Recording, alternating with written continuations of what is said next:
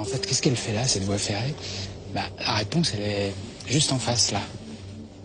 Elle est là pour la mine. Les Français avaient construit 7 voies dans les années 40 pour transporter ce minerai de manganèse jusque vers les ports. Aujourd'hui, la mine de manganèse ne fonctionne plus. C'est un monde abandonné.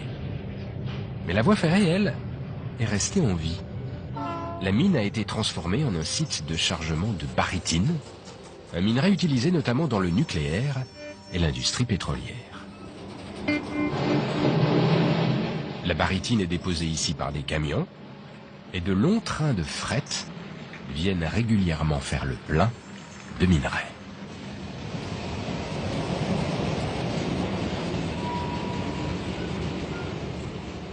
Bonjour. Ça y est, c'est chargé? Fini. Fini? Ça va. Ah. Et vous partez loin, là? À combien de kilomètres vous allez? Jusqu'à Oujda.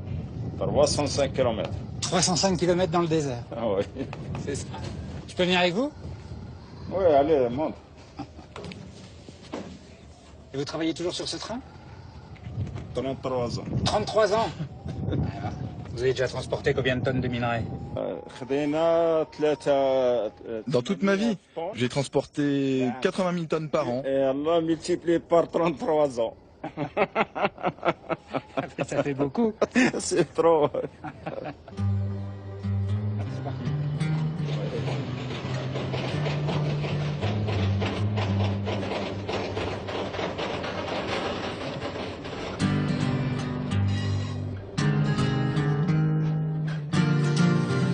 Le train fait le lien entre Bouarfa, dans le Sahara, et le nord du pays. C'est chouette. C'est beau. Oui, c'est beau. Et encore, tu vas voir plus loin. C'est marrant, avec ce train, on a l'impression de partir à l'aventure dans le désert. C'est waouh comme train quand même. Hein. Moi, j'ai tellement l'habitude, ça me fait plus rien. Mais je comprends ce que tu dis. Cette impression de partir à l'aventure au milieu du désert. Moi, je vous dis que ouais, c'est incroyable. Et alors, c'est comment un train qui circule dans le désert? C'est quoi les dangers qui nous menacent? Principalement la pluie ou le sable, des tempêtes de sable. Les éléments peuvent changer très très vite. Là, pour l'instant, tout est beau. Le ciel est bleu, tout est parfait. Mais ça change très vite, tu vas voir. D'ici 30, 40 km, quand on sera vraiment dans le désert, on peut avoir des pluies torrentielles ou des tempêtes de sable absolument terribles.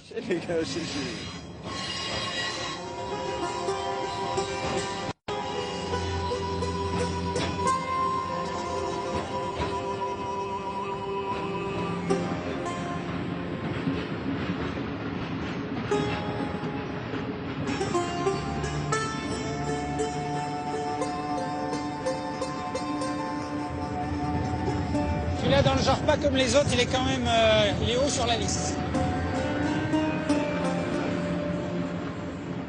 Alors ça, vous voyez, c'est la ligne, l'embranchement qui part vers l'Algérie, qui a été construit à l'époque aussi par les Français pour relier l'Algérie à l'Atlantique via le Maroc. Et vous voyez, c'est tout ensablé parce qu'en ce moment, ça ne sert pas en raison des relations un peu difficiles qu'il y a entre le Maroc et l'Algérie. Il n'y a plus de trains qui circulent en ce moment. Vous voyez, regardez, il y a plein de cailloux, ça ne sert pas.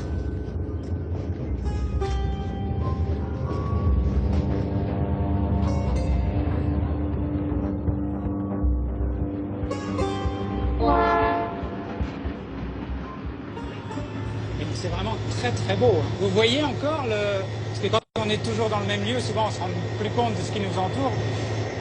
Même si le trajet est toujours le même, c'est à chaque fois différent.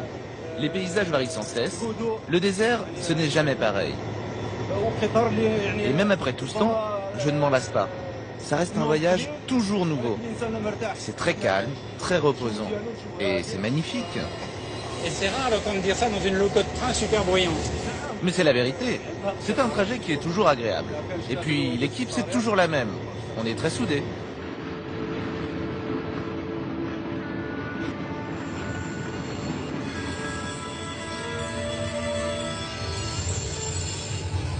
Accroche-toi, attention. Qu'est-ce qui se passe? Pourquoi on s'arrête? C'est le sable. Il y a du sable qui nous bloque. Du sable sur la voie, c'est pour ça qu'on s'arrête. Oui, il y a du sable sur la voie.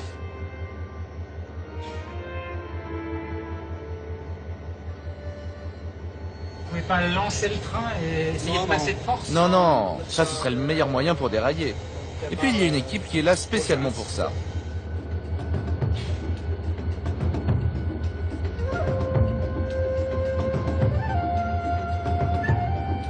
Ça peut prendre beaucoup de temps là pour dégager la voie? Ça dépend. Là, ça va prendre 1 heure ou 2. Mais parfois c'est beaucoup plus compliqué et on peut mettre jusqu'à 2 ou 3 jours. 2-3 jours?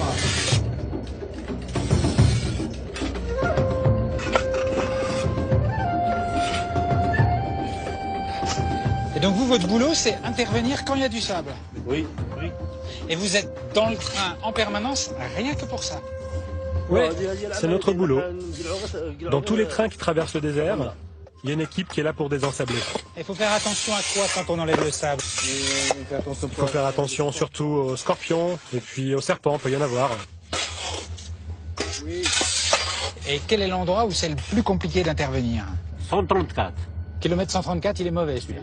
Oui, il est toujours ensablé. Des fois, ça peut prendre toute la nuit pour déblayer. Vous déblayez pendant toute la nuit? Oui. Oui. Et dans ce cas-là, vous dormez où? Derrière la loco, on a un wagon spécialement aménagé pour ça. Mais alors comment vous faites pour votre vie de famille? Vous devez vous faire enguirlander à la maison quand vous rentrez à pas d'heure. Non, ils savent. Le train pour Oujda, ils savent que l'on peut mettre 3 heures ou 3 jours. Ils ont l'habitude.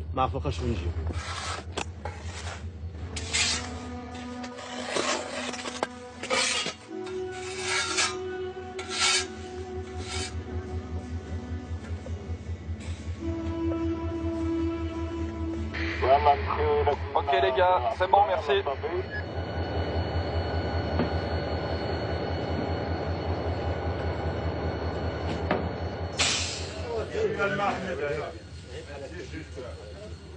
Tu vois, ici on vit tous ensemble. On est tous comme une famille. Ça fait longtemps qu'on se connaît tous. Que ce soit les mécanos, l'équipe du sable, l'aiguilleur et les autres. On est tous copains. On s'entend tous très bien. On passe tellement de temps ensemble, on est tous très soudés.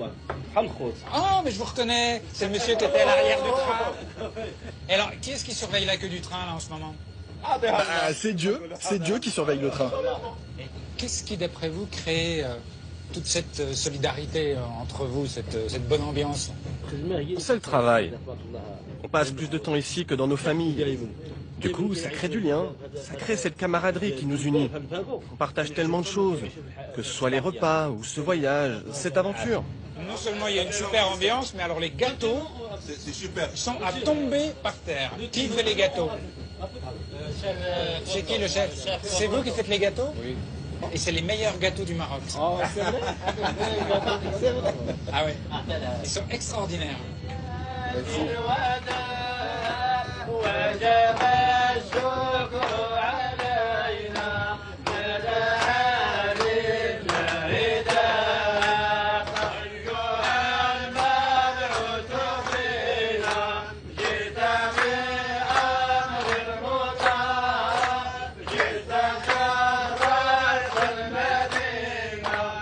J'ai adoré ces rencontres, inattendues, avec ces anonymes qui roulent en ce moment quelque part, dans la nuit froide